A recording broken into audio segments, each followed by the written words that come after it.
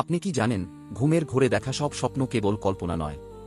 এমন কিছু স্বপ্ন আছে যা সরাসরি আল্লাহর পক্ষ থেকে সুসংবাদ হিসেবে আসে।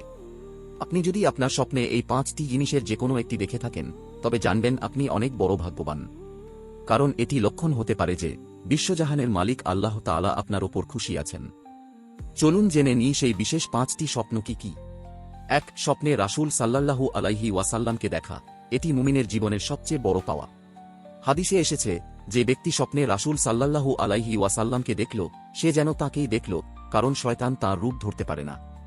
এটি আল্লাহর সন্তুষ্টির চূড়ান্ত প্রমাণ।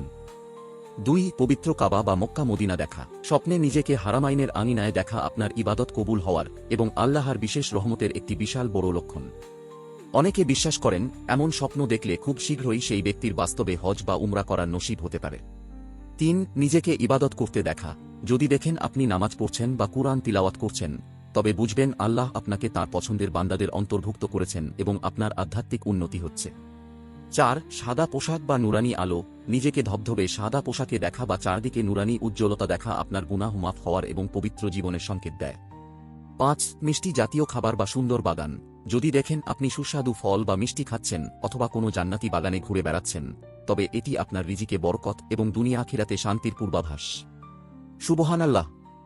আপনি এর মধ্যে কোনোটি দেখেছেন কি? কমেন্ট করে আমাদের অবশ্যই জানান। আপনার একটি কমেন্ট অন্য কাউকে আশাবাদী করতে পারে। আর আপনি যদি এই চ্যানেলে নতুন হয়ে থাকেন এবং এমনই চমৎকার ইসলামিক ভিডিও নিয়মিত পেতে চান, তবে এখনই হাদিসে পাক চ্যানেলটি সাবস্ক্রাইব করে পাশের বেল আইকনটি চেপে রাখুন। আল্লাহ আমাদের সবাইকে তাঁর প্রিয় বান্দা হিসেবে কবুল করুন। আমিন।